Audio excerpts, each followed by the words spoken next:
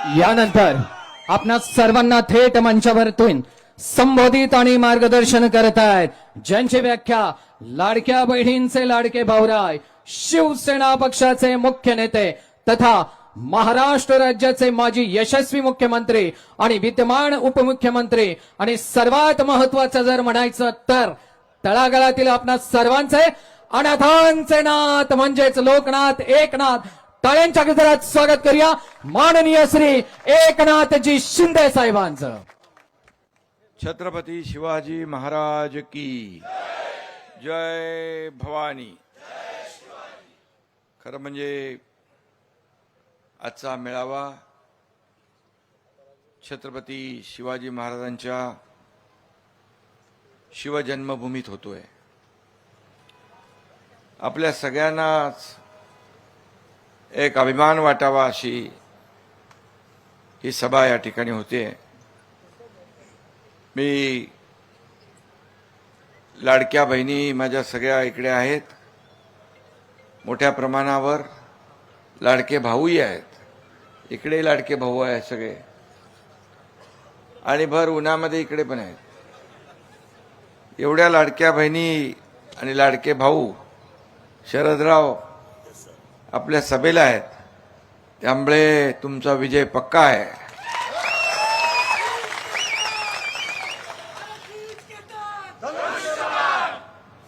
आणि ज्या उमेदवारांच्या पाठीमागे मोठ्या प्रमाणात महिला, त्यांचा मतपेटीत नंबर पहिला, हे गणित आहे। म्हणजे लाडके भाऊही त्यांच्या मागेच आहेत।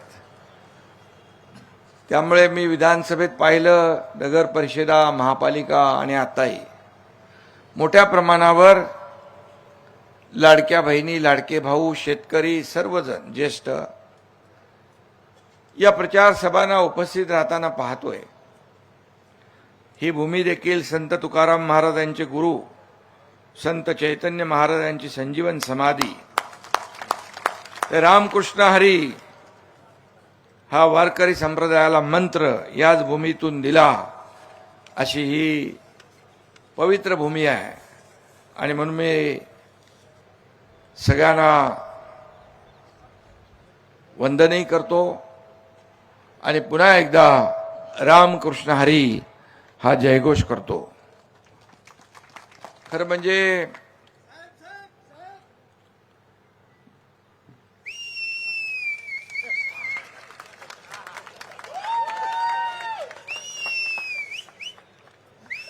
शिवनेरी हे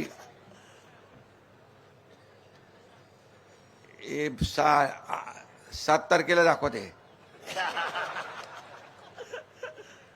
जिथे गवतानाही भाले फुटतात अशी पराक्रमाची भूमी आहे। ही भूमी मंदिरा इतकीच पवित्र आहे। खरं म्हणजे हीच आपली प्रयाग काशी आहे असं समजूया। या भूमीतल्या लाडक्या बहिणींना, लाडक्या भावांना, ज्येष्ठांना, शेतकऱ्यांना मी भेटायला आलोय, विनंती करायला आलोय। जिल्हा परिषद आणि पंचायत समितीचे उमेदवार जे आपले शिवसेनेचे आहेत आणि धनुष्यबाण त्यांची निशाणी आहे, यांना निवडून द्या अशा प्रकारचं आवाहन आणि विनंती करायला आलोय। आणि नक्कीच आपण त्या विनंतीला मान द्याल अशी खात्री देखील या ठिकाणी व्यक्त करतो। एकीकडे मगाशीच आपण दिवंगत उपमुख्यमंत्री अजितदादांना श्रद्धांजली वाहिली। दुःखाचं सावट आहे, शोक आहे, आणि त्याच काळात निवडणुकाही आहेत। आणि या निवडणुका आहेत कार्यकर्त्यांच्या। या निवडणुका जो लोकसभा, विधानसभा, आमदार, खासदार या निवडणुकांमध्ये मनापासून काम करतो आणि आमच्यासारख्या लोकांना खासदार, आमदार, मंत्री, उपमुख्यमंत्री, मुख्यमंत्री सगळंच करतो, अशा या कार्यकर्त्यांच्या निवडणुका आहेत। आणि म्हणून अशा कठीण प्रसंगात देखील प्रचार कार्यकर्त्यांसाठी करावा लागतो आणि म्हणून कार्यकर्त्यांच्या मागे उभं राहणं हे प्रत्येक नेत्याचं कर्तव्य आहे आणि या कर्तव्य भावनेतून आपण ही सभा या ठिकाणी घेतलेली आहे. खरं म्हणजे कार्यकर्ता हाच प्रत्येक पक्षाचा एक आधारस्तंभ असतो. कार्यकर्ता पक्षाला मोठं करत असतो, कार्यकर्ता नेत्याला मोठं करत असतो. मग त्याची अपेक्षा असते जेव्हा निवडणुका त्याच्या असतात, या कार्यकर्त्याच्या निवडणुका आहेत, जिल्हा परिषद काय, पंचायत समिती काय. आणि म्हणून सर्व नेत्यांनी आपली स्वतःची निवडणूक समजून या कार्यकर्त्यांच्या निवडणुकांमध्ये सहभाग घेतलेला आहे. खरं म्हणजे यापूर्वी शिवरायांच्या या जन्मभूमी जुन्नरमध्ये नगरपालिकेवर आपला भगवा डौलाने आपण फडकवलेला आहे, त्याबद्दल मी आपल्याला मनापासून धन्यवाद देतो. विधानसभेत देखील आपण चमत्कार केलाय, नगरपालिकेतही केला. विधानसभेत लाडक्या बहिणींनी, लाडक्या भावांनी, शेतकऱ्यांनी, सगळ्याच आपल्या ज्येष्ठांनी या झालेल्या विधानसभेच्या निवडणुकांमध्ये थोडकं नाही तर अतिशय दैदिप्यमान यश मिळवून दिलं. महायुतीला 232 जागा मिळाल्या. महाराष्ट्राच्या इतिहासात कधी एवढ्या जागा मिळाल्या नव्हत्या. त्या आपण चमत्कार करून दाखवला. मी राज्याचा मुख्यमंत्री असताना या राज्यामध्ये संपूर्ण राज्य, प्रत्येक जिल्हा, तालुका फिरलो आणि मुख्यमंत्री माझी लाडकी बहीण योजना, लेक लाडकी लखपती योजना, एसटी मध्ये 50% सवलत देण्याचा निर्णय, मुलींचं उच्च शिक्षण मोफत देण्याचा निर्णय, आपल्या नावासमोर आईचं नाव लिहिण्याचा निर्णय, शेतकरी सन्मान योजना, केंद्राचे 6,000 होते, आपले 6,000 टाकून शेतकरी सन्मान योजना सुरू केली. पीक विमा योजना, शेतकऱ्यांसाठी अनेक योजना, युवकांसाठी रोजगार पाहिजे, लाडक्या बहिणींसाठी आरोग्याच्या अनेक योजना केल्या. 1.5 लाखाचा महात्मा ज्योतिबा फुले विमा योजना होती. मी मुख्यमंत्री असताना 1.5 लाखाची मर्यादा 5 लाखावर नेली. 5 लाख रुपये महात्मा ज्योतिबा फुले योजनेचे केले. अशा अनेक योजना केल्या.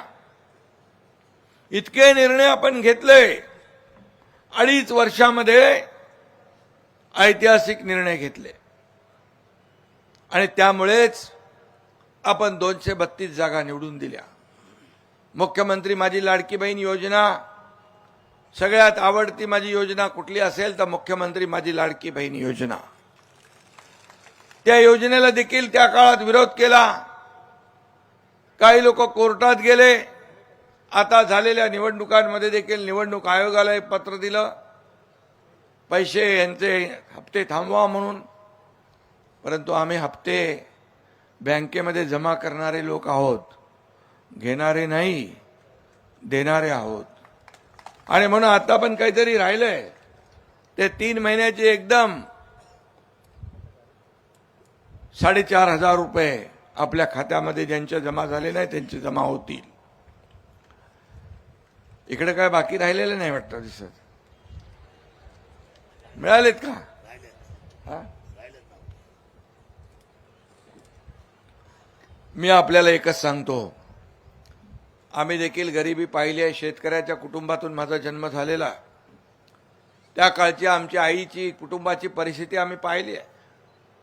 आणि म्हणून जेव्हा आम्ही मुख्यमंत्री झालो तेव्हा आमच्या लाडक्या बहिणी, भावांसाठी, मातांसाठी, शेतकऱ्यांसाठी काही ना काही केलं पाहिजे, याच भावनेतून लाडकी बहीण योजना जन्माला आली. आणि लाडकी बहीण योजना घोषणा केली. काही लोकांना वाटलं फक्त घोषणा आहे निवडणुकीपुरती, परंतु एकनाथ शिंदे शब्द देतो तो पूर्ण करतो आणि तो शब्द आम्ही पाळला, पूर्ण केला. योजना सुरू झाली आणि मी आपल्याला सांगतो, काही लोक विचारतात निवडणुकांमध्ये तुम्ही 2100 रुपये घोषणा केली आहे. बोले हो, केलेली आहे. योग्य वेळी तेही आम्ही देणार, कुठेही मागे राहणार नाही. जो दिलेला शब्द आहे तो आम्ही पाळणार. आणि कुणी माईकाला आला तरी मुख्यमंत्री माझी लाडकी बहीण योजना कधीही बंद होणार नाही, हा शब्द आहे आमचा. शेतकरी इकडे आहेत.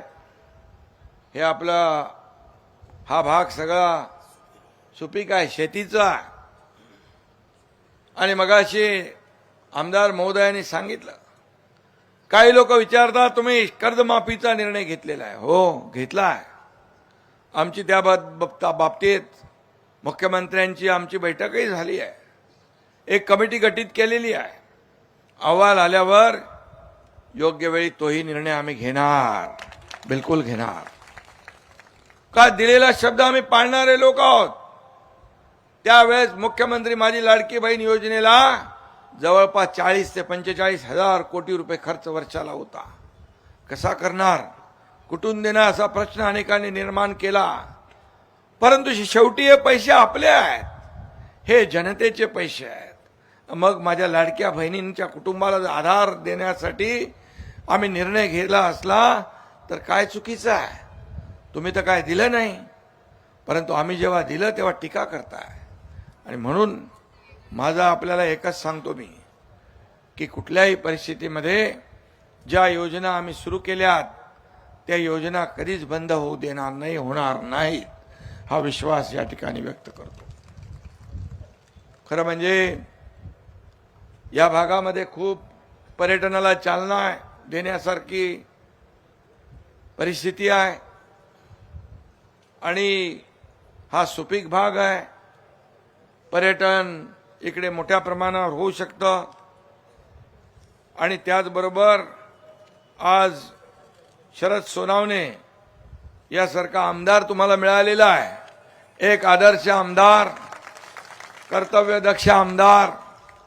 आणि कधी रात्री अपरात्री मला फोन करत असतो, पण मी त्याचा फोन घेत असतो, कारण मला माहित आहे की या बिबट्याचं इकडे गडबड चालू आहे. त्यामुळे या बिबट्याचा बंदोबस्त तर आपल्याला करायचंच आहे. आता हे 2 रेस्क्यू सेंटर आणि त्याचबरोबर पुढं नगरला, जुन्नर तालुक्यात 2, हे सर्व व्यवस्था आम्ही निर्णय घेतलाय, कॅबिनेटमध्ये निर्णय घेतलेला आहे. आणि या भागातलं बिबटमुक्त, दहशतमुक्त वातावरण या ठिकाणी केलं पाहिजे. आणि हे करणार आम्ही. लोकांचे जीव वाचवणार. सर्वात महत्वाचा लोकांचा जीव आहे. लहान मुलं आपल्या आईवडिलांसमोरून त्यांचा जीव जातोय, हे उघड्या डोळ्यांनी पाहणार आहे सरकार नाही, हे सर्वसामान्यांचं सरकार आहे. सर्वसामान्यांच्या जीविताचं रक्षण करणारं सरकार आहे. आणि म्हणून या ठिकाणी आपल्याला बघ, उदय सामंत यांनी व्हॉइस मेसेज पाठवलाय. मी मगाशी त्यांना फोन केला होता, ते हेलिकॉप्टरमध्ये होते. त्यांनी म्हटलेलं आहे, मी बोलल्याप्रमाणे MIDC करून देतो म्हणून या ठिकाणी सांगितलेलं आहे. आणि MIDC म्हणजे IT पार्क. मुख्य नेते आणि आमचे मार्गदर्शक राज्याचे उपमुख्यमंत्री आदरणीय एकनाथ शिंदे साहेब जुन्नरमध्ये जिल्हा परिषद आवाज नाही येत रे, प्रचारासाठी आलेले आहेत. येतोय. जुन्नरमधील MIDCच्या संदर्भामध्ये माननीय शिंदे साहेब मला मोबाईलवरनं कॉल करत होते, परंतु मी छत्रपती संभाजीनगरला प्रचाराला असल्यामुळे हेलिकॉप्टरमध्ये आवाज येऊ शकला नाही. परंतु माननीय एकनाथ शिंदे साहेब MIDCच्या बाबतीत जुन्नरच्या अगोदरच माझ्याशी बोललेले आहेत. आणि शिवनेरीच्या पायथ्याशी असलेली मुख्यद्वारं जी MIDC मार्फत आपल्याला करायची आहेत, याचे देखील आदेश माननीय शिंदे साहेबांनी मला दिलेले आहेत. ही दोन्ही कामं आचारसंहिता संपल्यानंतर आपले जुन्नरचे लोकप्रिय आमदार शरद सोनवणे साहेबांबरोबर बैठक घेऊन मार्गी लावली जातील, हाच माननीय शिंदे साहेबांच्या साक्षीनं आपल्याला शब्द देतो.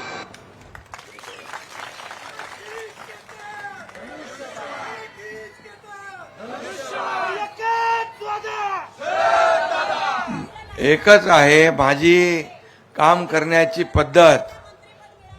माझी काम करण्याची पद्धत आता आचारसंहिता तर संपू द्या की बघतो करतो पाहतो वाला नाही आहे.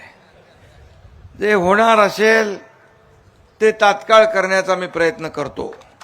No reason on the spot decision, हे मी नेहमी माझं भूमिका आहे. आणि म्हणून मी आपल्याला शब्द देतो, जे उदय सामंत यांच्या विभागामध्ये आपल्याला MIDC IT पार्क जे करायचं आहे त्याचं तात्काळ या ठिकाणी प्रक्रिया सुरू होईल. आणि महाद्वार जी आहेत ती देखील आपल्याला भव्य दिव्य लोक बघायला येतील इकडे. जो शिवनेरीला अशा प्रकारची महाद्वार देखील होतील. खरं हे जुन्नर हे केवळ गाव नसून महाराष्ट्राचे भाग्यविधाते, महाराष्ट्राचं आराध्य दैवत छत्रपती शिवाजी महाराजांचं जन्मगाव आहे. आणि त्यासाठी शरद इथं जे जे काही करता येईल ते करणं म्हणजे आमचं भाग्य आहे. आम्ही स्वतःला नशीबवान समजू की या ठिकाणी आम्हाला हे करण्याची संधी मिळाली आहे. आणि म्हणून आपण सगळ्यांनी मिळून हे शिवभूमीचे पांग फेडण्याचा प्रयत्न आपण करू. कारण त्यांच्या ऋणातून उतराई होण्याचा आपला तेवढा आपण म्हणजे छत्रपती शिवाजी महाराजांनी त्यांचा जो काय आदर्श घडवला आहे, छत्रपती शिवाजी महाराजांचा आदर्श राज्यकारभार आपण पाहिलेला आहे. रयतेच्या भाजीच्या देठालाही हात लागता कामा नये अशा प्रकारचा कारभार त्यांनी केला. आणि त्यांचा आदर्श डोळ्यासमोर ठेवून आपण राज्याचा कारभार करतो आहे, याचा अभिमान आपल्याला आहे. आणि म्हणून इथं काय नाही आहे, इथं लेणी आहेत, गडकिल्ले आहेत, कोकण कडे आहेत, मंदिरे आहेत, सगळं आहे. जुन्नरला देशातला नंबर 1 पर्यटन तालुका केला पाहिजे अशा प्रकारचे शरद भाऊनी जे इथं मागणी केलेली आहे ती मागणी नक्की या ठिकाणी पूर्ण केली जाईल अशा प्रकारचा शब्द मी या ठिकाणी देऊ इच्छितो. आणि डुंबरवाडी इथं काय आपण फूड प्रोसेसिंग करतोय आणि तो शेतकऱ्यांसाठी संजीवनी ठरेल. फूड प्रोसेसिंग पार्क आंबेगाव तो आपल्याला फायद्याचा होईल ना. आणि बाकी तर बिबट्याचा प्रश्न आपण मी बोललो आहे, रेस्क्यू सेंटरची संख्या वाढवणं. इथं दुसरं यांचा पण प्रॉब्लेम आहे का, रानडुकरांचा प्रॉब्लेम शेतकऱ्यांना आहे, तो देखील शरदरावांनी माझ्या कानी घातलेला आहे. आदिवासी भागामध्ये देखील जे जे काही आवश्यक विकास कामं आहेत, आदिवासी पाडे आहेत मोठ्या प्रमाणावर, ते देखील आपल्याला करता येतील. पिण्याच्या पाण्याचा रस्त्यांचा प्रश्न सुटावा, बुडीत बंधारे व्हावेत, दाऱ्याघाट पूर्ण व्हावा, यासाठी देखील त्यांचा सातत्याने पाठपुरावा असतो. आणि म्हणून जुन्नरचा कायापालट आपल्याला करायचा आहे. जुन्नरचा विकास हाच आपला शिवसेनेचा ध्यास आहे. आणि म्हणून मी आपल्याला एवढंच सांगतो की एक आपला आमदार जो आहे, आमदार सातत्याने पाठपुरावा करणार आहे. आमदार एकदा कुठला विषय घेतला की तो पार तडीस नेल्याशिवाय शांत बसत नाही, असा प्रकारचा आमदार आपण निवडून दिलेला आहे. आणि म्हणून या भागामध्ये जे जे काही आपल्याला करता येईल ते आपण नक्की करू. आणि पर्यटनालाही चालना देऊ. इथले तरुण रोजगारासाठी दुसऱ्या शहरांमध्ये जाता त्यांना जायची वेळ येऊ नये, यासाठी इथंच रोजगार मिळाला पाहिजे, इथंच पर्यटन झालं पाहिजे, त्याला चालना मिळाली पाहिजे, अशा प्रकारचा या ठिकाणी प्रयत्न आपण करूया.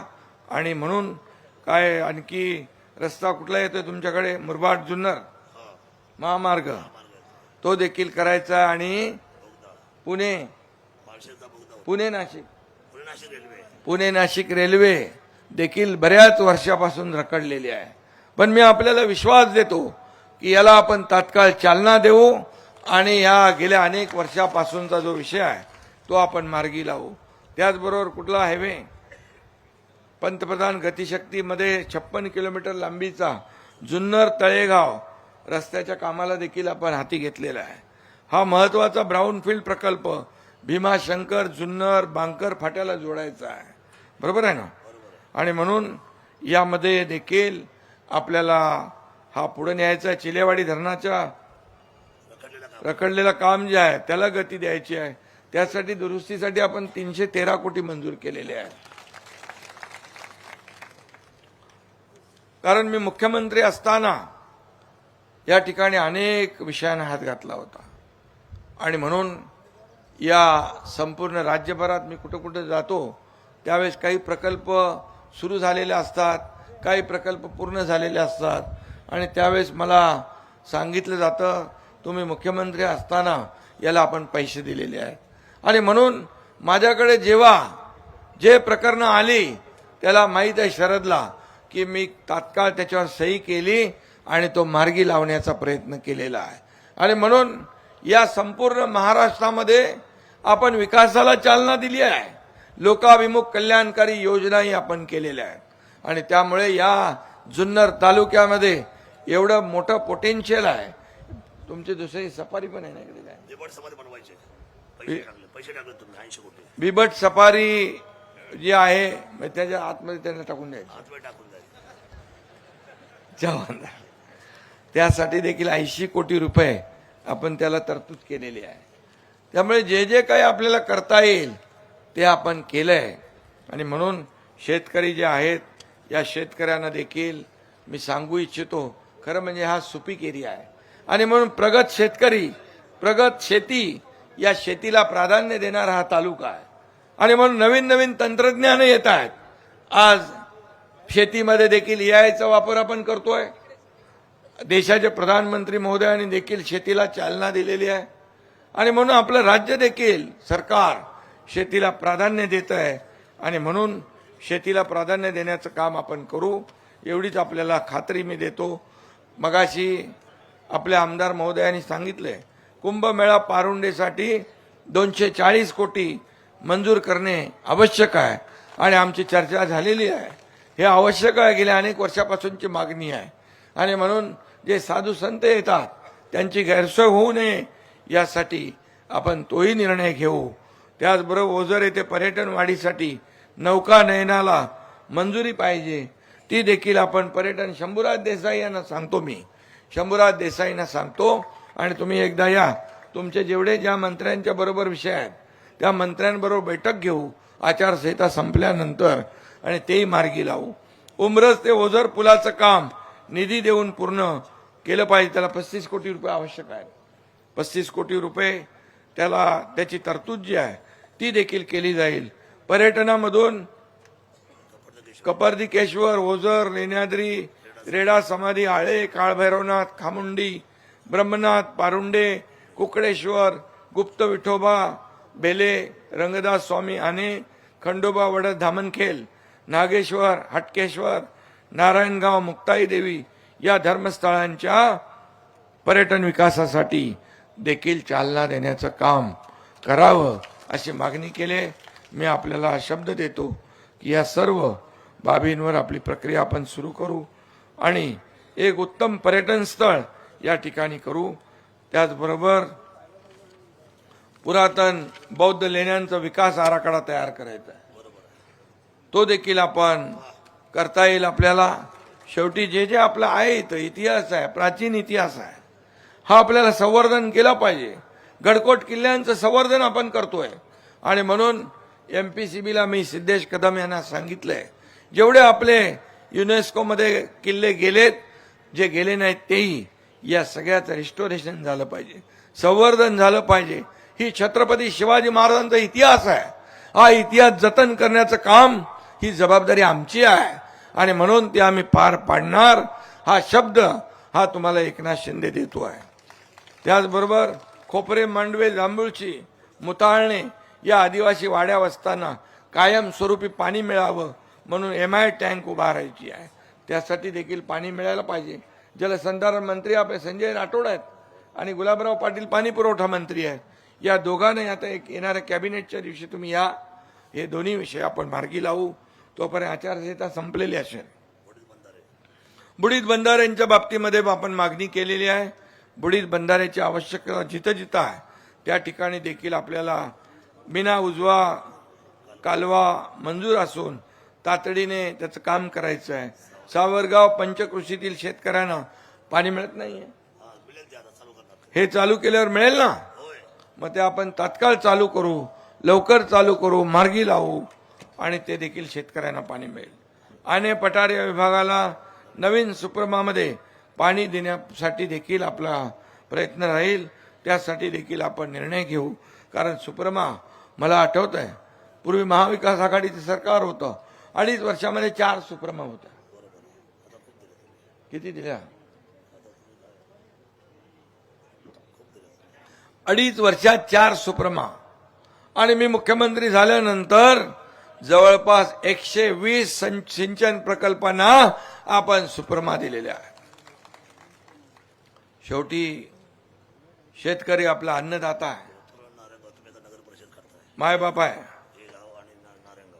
आणि म्हणून या राज्याच्या तिजोरीवर पहिला अधिकार कोणाचा असेल तर माझ्या शेतकऱ्याचा आहे, हे मानणारे आम्ही लोक आहोत.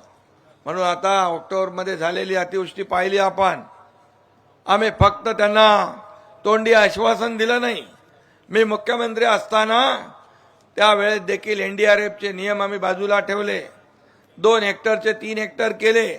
सततच्या पावसामुळे होणारं नुकसान मिळत नव्हतं, ते देण्याची सुरुवात झाली. आणि ऑक्टोबरच्या अतिवृष्टीत झालेल्या नुकसानीमध्ये 32,000 कोटींचं पॅकेज सरकारने जाहीर केलं आणि त्याचं वितरण सुरू झालं. हे शेतकऱ्यांसाठी हे सरकार काम करतंय. आणि म्हणून माझ्या लाडक्या बहिणी आहेत, लाडके भाऊ आहेत. या लाडक्या बहिणींना देखील स्वतःच्या पायावर उभं करायचं आहे. स्वतःच्या पायावर उभं करून व्यवसाय उद्योगाच्या माध्यमातून, पर्यटनाच्या माध्यमातून, बचत गटाच्या माध्यमातून त्यांना आत्मनिर्भर करायचं आहे. त्यांना लखपती झालेलं आम्हाला बघायचं आहे. ही आमची भूमिका आहे सरकारची. हा आमचा संकल्प आहे. जे बोलतो ते आम्ही करतो. आणि म्हणून माझ्या सर्व या ठिकाणी शेतकरी आहेत, लाडके भाऊ आहेत, लाडक्या बहिणी आहेत, या सगळ्यांना माझी काय ओतूर आणि नारायणगाव नगरपंचायत करायची आहे अशी मागणी तुमची, म्हणजे ग्रामस्थांची, म्हणजे तुमची. आणि हे काम माझ्याकडेच आहे नगरविकास मंत्री म्हणून. त्यामुळे ओतूर नारायणगाव याची नगरपंचायत तात्काळ आपण करू आणि त्याचाही विकास आपल्याला करता येईल. कारण नगरविकास विभागाच्या माध्यमातून आपल्याला त्यांना नगर विकासासाठी, रस्त्यांसाठी, पाण्यासाठी निधी देखील देता येईल. आणि म्हणून ही देखील मागणी आपली आम्ही मान्य करू. लवकर त्याची प्रक्रिया पूर्ण करू. लाडक्या पत्रकारांचा देखील काय विषय असेल तेही आम्ही सोडवू. लाडके पत्रकार, चांगल्या बातम्या द्या तुम्ही. आणि या निवडणुकीमध्ये जिल्हा परिषदच्या, पंचायत समितीच्या 7 तारखेला बरोबर धनुष्यबाणावर मतदान झालं पाहिजे, हे पण बघा. अरे थांबा की. आणि म्हणून मी आपल्याला पुन्हा एकदा मनापासून धन्यवाद देत असताना, या शिवसेना ही शिवभक्तांची आहे. आणि म्हणून ही निवडणूक तुमच्या गावाच्या विकासाची आहे. ही जिल्हा परिषद, पंचायत समित्या, बाकी महापालिका, नगर परिषदा झाल्या, आपल्या शहराच्या निवडणुका झाल्या. ह्या आपल्या ग्रामीण भागाच्या निवडणुका आहेत. आणि या ग्रामीण भागामध्येचा विकास करायचा असेल तर आपल्या हक्काचा जिल्हा परिषद सदस्य पाहिजे, पंचायत समिती सदस्य आपल्या हक्काचा पाहिजे. आणि म्हणून आपल्या हक्काचा सदस्य निवडून द्या. आणि या पुणे जिल्हा परिषदेवर शिवरायांचा, शिवसेनेचा भगवा आपल्याला डौलाने फडकवायचा आहे. हे करायचं असेल तर आपल्याला तुमच्याकडे जेवढ्या जागा, जिल्हा परिषद गट किती आहेत? 8 जिल्हा परिषद गटातले लोक आहेत. नाव घेऊ का यांचं? सिंधू कैलास गारे, डिंगोरे उदापूर, ओतूर धालेवाडी, अक्षदा प्रसाद पानसरे मांडे, आळे पिंपळवंडी, मंगेश गुलाबराव काकडे, राजुरी बेले स्मिता पंकज कनसे, बोरी बुद्रुक खोडद जयश्री ज्ञानेश्वर खंडागळे, नारायणगाव वारुळवाडी नेहा योगेश बाबूभाऊ पाटे, सावरगाव कुसूर संतोष ज्ञानेश्वर चव्हाण, बारव तांबे सुनीता रोहिदास बोराडे आणि हे कोण आहे प्रशांत. आणि पंचायत समितीचे उमेदवार उदापूर अनिता बुधा शिंगाडे, डिंगोरे रेश्मा सदाकाळ, ओतूर सचिन घोलप, धालेवाडी तर्फे हवेली सुनीता नायकोडी, पिंपळवंडी जयसिंग रखमा पोटे, आळे सपना जीवन शिंदे, राजुरी शांताराम दशरथ दाते, बेला राजेंद्र बबन पिंगट, बोरी बुद्रुक राजकुमार बाळशीराम गाडगे, खोडद माधुरी सचिन निलक, नारायणगाव सुषमा अर्जुन वावळ, वारुळवाडी जयश्री दिलीप बनकर, सावरगाव प्रकाश सोपान गिरे, कुसूर जितेंद्र जयानंद ढोले, बारव नीलम अजिंक्य घोलप, तांबे कमल बाळू शेळकंदे. झालं का? 16च्या 16 लोक आणि 8च्या 8 लोकांची नावं मी घेतलेली आहे. आता मतदान तुम्हाला करायचं आहे आणि म्हणून माझी विनंती आहे की 7 तारखेला धनुष्यबाणासमोरचं बटन दाबायचं आहे. धनुष्यबाणाला मत म्हणजे विकासाला मत आहे. शिवसेनेला मत म्हणजे विकासाला मत आहे. आपला अजेंडा विकासाचा आहे. अजेंडा आपला विकासाचा घेऊन आपण निघालेलो आहे. म्हणून आपली ही जी काही निवडणूक 7 तारखेची आहे, उद्याच्या आपल्या मुलाबाळांच्या भवितव्याची आहे. आपल्या जुन्नर तालुक्याच्या भविष्याचा फैसला करणारी निवडणूक आहे.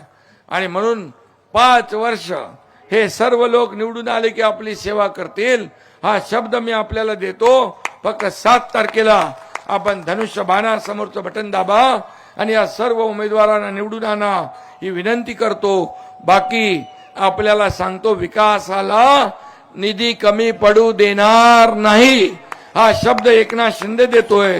धन्यवाद. जय हिंद, जय महाराष्ट्र. धन्यवाद साहेब. यानंतर आभार व्यक्त करतील जुन्नर